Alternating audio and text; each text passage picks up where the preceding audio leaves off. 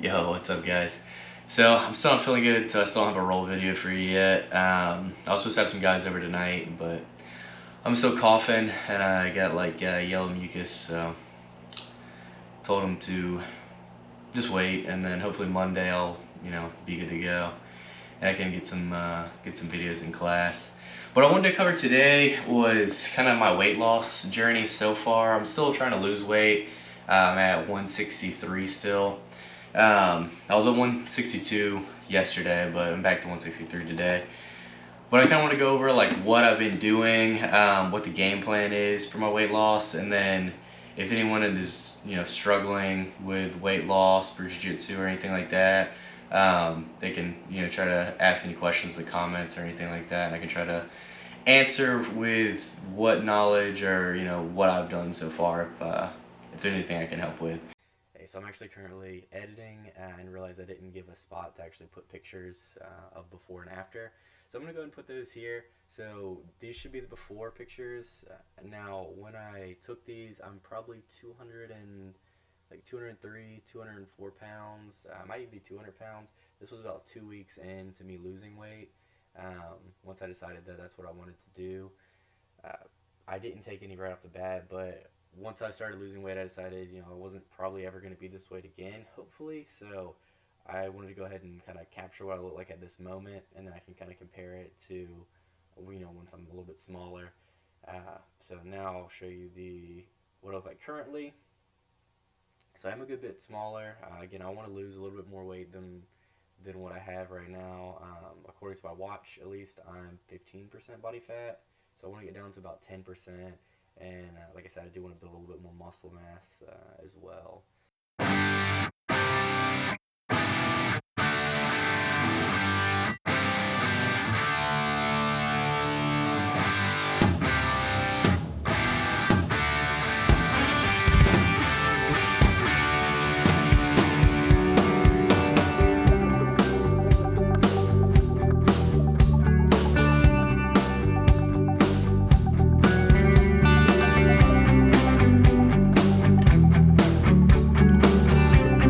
But whenever I initially started this, I was at 208 pounds, and my game plan was to lose weight but build muscle at the same time. So when I first started out, I got whey protein because I was going to try to build a bunch of muscle mass. And then I also got this Gorilla Mode formula, right? And the main reason I got this one was because it does have the 500 milligrams of creatine, because I was going to go on creatine because I was weak. I was really weak, so I'm still not like super strong or anything by any stretch of the imagination, but I want to go on creatine so I could try to hopefully get some gains quicker. And I might go back on it once I get down to my goal weight, which is 155, and see if I can get my strength training up a little bit better. Sorry, I got a phone call. But yeah, so I probably will go back on creatine to try to bulk up, because I do want to get a good bit stronger than what I currently am. But like I said, I'm not planning on doing that until I get down to at least 155.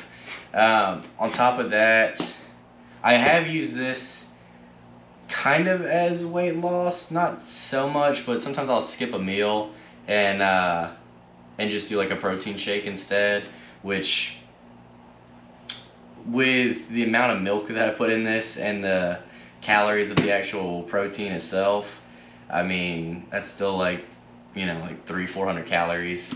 So not much of a savings. Another thing that I've been eating, which I'm kind of stopping to eat now, because I wasn't very serious about the weight loss. Like I wanted to lose the weight, but didn't really have like a game plan in mind. I was just kind of like, oh, I'll do this, that, and the other. And I was still drinking soda for the first couple months.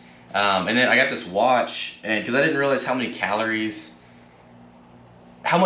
actually mattered, right? So I went for a run, and after I got this watch, and it was like, oh, your 1 mile run. I mean, obviously a mile is not like a crazy amount of time to run, but I looked at it, and it was like 160 or 150. It was like right around the same amount. Like 1 mile run was equal to drinking 1 can of soda, and I was shocked. Like, I didn't realize like how little bit of calories exercise actually burn. So it really is in what you eat, what you're putting into your body, more so than even the workout itself. I mean, I could probably go down to probably 10% body fat or less without doing any physical activity if I just ate the right stuff, I would assume, just based off of my little bit of experience with it. But so just recently, probably in the last 2 months, I think is when I quit drinking soda, and that's when I started dropping a lot more weight. And then I started actually counting some calories. This meal right here is 210 calories for the meal. It's got 20 grams of protein. So I've been trying to do high protein, low carbs. I mean, this is 19 grams of carbs, but and it's got a lot of sodium. So like I said, I'm not eating these as much anymore. I'm actually starting to cook my own stuff. So I've been doing like baked chicken, broccoli, carrots, just steaming those.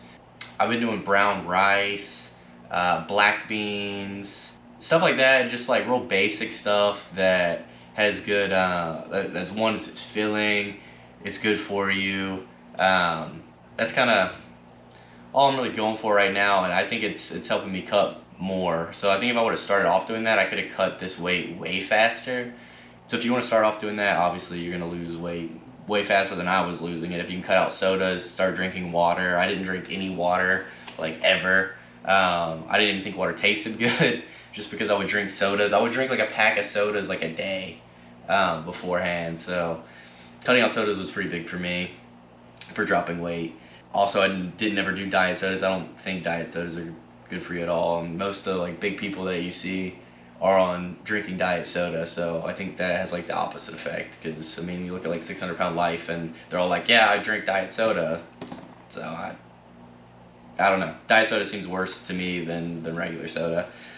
But what I have been doing to kind of help the weight loss with some of these supplements is I got this like C4 Ultimate Shred, and then I got this is more so for when I actually start working out, but I wanted to go ahead and try to, because I am working out currently, but I'm not working out to muscle atrophy, I think is what it's called, like when your muscles actually start like breaking down. I'm just doing more so like three sets of 10 of different things. Nothing crazy. I can go over my workout routine if anybody wants to see it. It's really nothing crazy. I just do a lot of steps and do a little bit of workout stuff as well. I think my biggest workout is really when I go in and do jiu-jitsu and have to, deal with bigger people. So I also got fish oil for, heart health, because I mean, you're doing high intensity stuff, so I wanted to get the fish oil for my heart. I wanted to get like a multivitamin, but I ended up going with this men's energy support and metabolism, immunity. It's another thing to kind of try to help with weight loss. I needed to get an actual multivitamin still, but I also went ahead and got some brain support. I don't know if this is needed really at all. Having a sharp mind when you're trying to learn different jiu-jitsu moves and try to retain it. I thought it might be helpful, so I got it. I mean, you never know. So, yeah. But another thing that I got that was super low in carbs for what it is these Quest protein chips. I don't know if you've had them, but these are amazing. Like 20 grams of protein.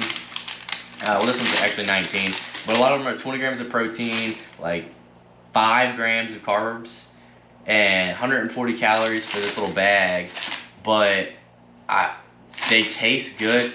They do have a different texture than a normal chip. Like they're, I've had friends try them. They said they taste like cardboard, but I think they taste pretty good. And then this is the spicy sweet chili, but they have a taco one. If you're gonna just try one and you like tacos, get the taco one, because the taco one literally tastes like tacos. It's amazing. So yeah, those definitely worth it. They are expensive though for chips. They're way more expensive than a normal bag of chips, so keep that in mind. Everything healthy is more expensive, it seems like, but that's pretty much it as far as what I've been taking. But yeah, I started trying to count my calories. So I've been averaging like 1,500 calories a day. Sometimes a little less, sometimes a little more. But that's all been like within like the last month or so. I've been trying to average that. Before that, I wasn't really counting calories at all. So in the morning, I'll eat oatmeal and some eggs.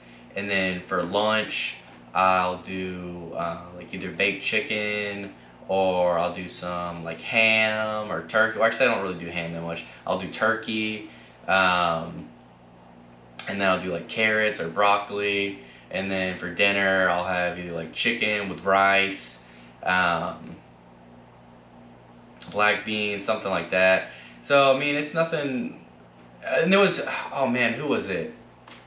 There was a guy I was watching who was talking about weight loss, and he was talking, I think it was, I don't know if you've seen the show Fat or Fit to Fat to Fit, but I was watching that, and one of the personal trainers was talking about, like, if you're eating for enjoyment, you're always going to be fat. Like, you need to really be eating to do what eating is for, which is to fuel your body.